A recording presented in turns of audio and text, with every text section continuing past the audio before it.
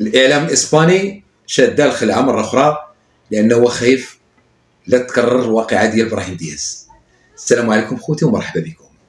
هاد الأيام الإعلام الإسباني مركز على تياغو بيطارش، اللاعب الموهوب اللي كيلعب حاليا لريال مدريد واللي قدم مستوى رائع واللي أكد على الجاهزية ديالو باش يحمل القميص ديال المنتخب المغربي إن شاء الله إلا قدر محمد وهبي وفوزي القجع يقنعوا باش يلعب للمغرب.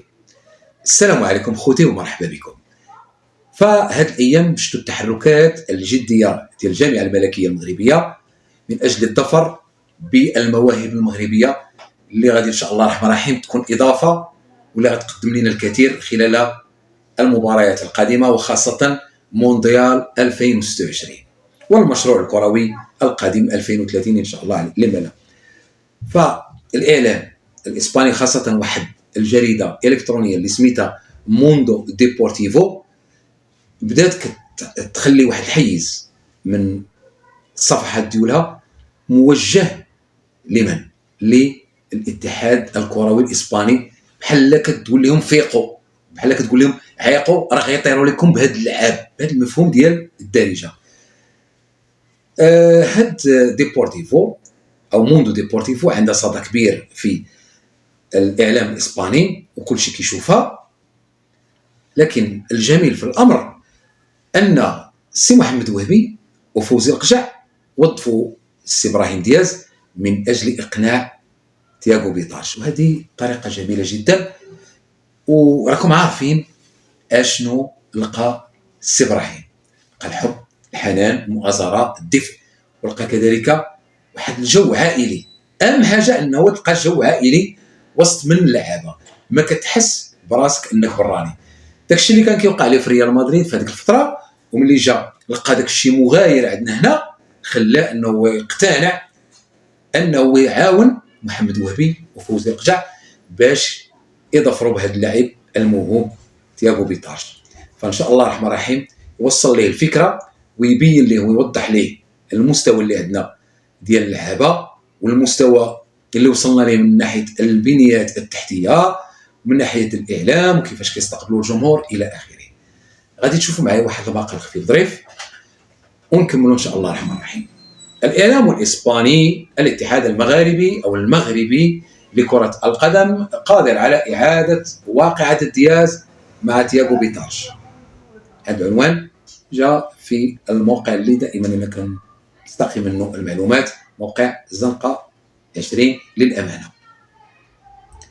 خصصت صحيفه ديبورتيفو او موندو ديبورتيفو الإسبانيا حيزا هاما لنجم ريال مدريد الصاعد تياغو بيطارش ذو الجذور المغربية من الحسيمة، وهو مزداد بضواحي مدريد.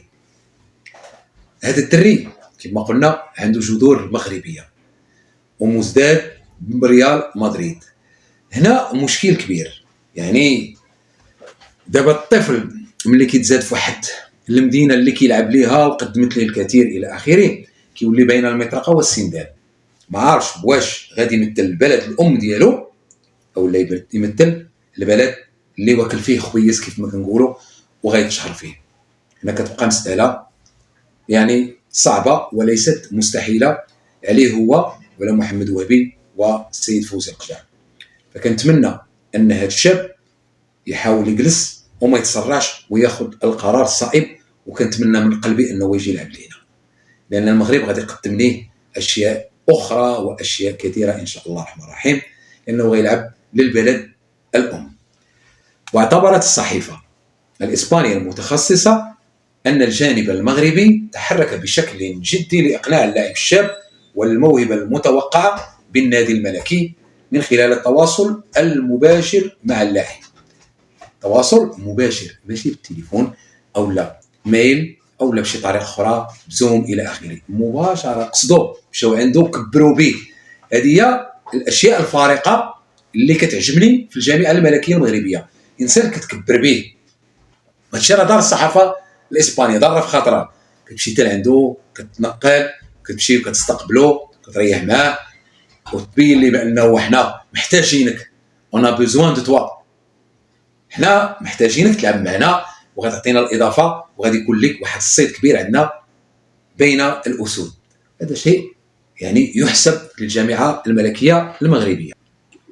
ف من خلال التواصل المباشر ومن خلال زميله كما قلت في النادي ابراهيم دياز. السي ابراهيم وهنا خدمتك اخويا، دير خدمتك الله يرحم لك الوالدين. جلس معاه شكون هي زيارته مشحر ولا مشبشب، شي بلدي مسمن ولا العباد، ولا في الافطار ان شاء الله الرحمن الرحيم، ولا في عيد الفطر. شوف الوقت اللي انت تختاره مناسب وكبر به، كبر بولد بلادك وبين ليه اشنو عندنا هنا في المغرب واشنو كيتسنى ان شاء الله الرحمن الرحيم. ما كرهناش اخويا يمثل القميص ديال الاسود الاطلس، لانه صراحه شفت ليه شي لقطات ما شاء الله. السيد عنده ما يتقال في رجليه، بيدري كزافي كل شيء مخلط فيه ما شاء الله صراحه. حيث قال النجم الشاب تياغو بيطارش المهم في احدث تصريح صحفي، اخر تصريح له، بان دياز يخبره الشيء الكثير، ها اللي قلت، عن مدى سعادته بالتواجد مع المنتخب المغربي والمشروع المغربي. انا كنهضر على المشروع المغربي ديال 2030 ديال كاس العالم والقادم احلى، وكذا البنيات التحتيه. عندنا ملاعب، عندنا شوانط، عندنا فنادق، عندنا ترونسبور، عندنا امن، عندنا والحمد لله، اللهم لك الحمد، اللهم لا منا. وكذا البنيه التحتيه والاجواء التي يعيشها، وهذا هو الاهم، هذا هو الشيء اللي خصو يركز عليه ديما، يبقى يجبد لي هذه الكلمه، الاجواء التي يعيشها رفقه لاعبي المنتخب المغربي الوطني. يعني الدراري مكبرين به كيديروا خوتو. تصوروا ديك اللقطه، انا في كاس افريقيا الامم اللي فات، والله العلي عندنا القشعريره ملي طلع بيحتفل بالهدف ديالو وطلع فوق من ديك البارير بانو بيبليسيتير وشدوه حكيمي ودار ليه بحال شي اخ كبير خايف على خوه الصغير، شدوه ونزلوه والدراري عنقوه وشدوه ونزلوه وبداو يلعبوا معاه.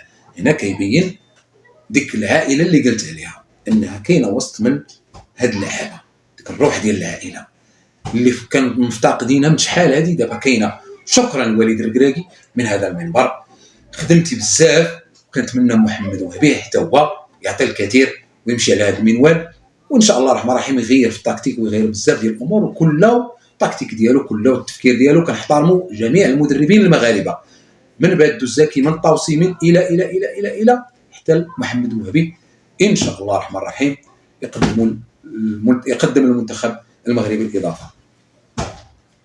اذا صحيفه هنا المهم اكثر، شوف الخلعه، صحيفه موندو ديبورتيفو شددت القفقافه شدهم على ان واقعه ابراهيم دياز تتجه للحدود مره اخرى مع تياغو بيطارش، حيث تشير الجامعه المغربيه بخطى او تسير الجامعه المغربيه بخطى حثيثه للظفر بالجوهره المقبله لنادي ريال مدريد وادراجه ضمن قائمه اسود الاطلس للمونديال المقبل.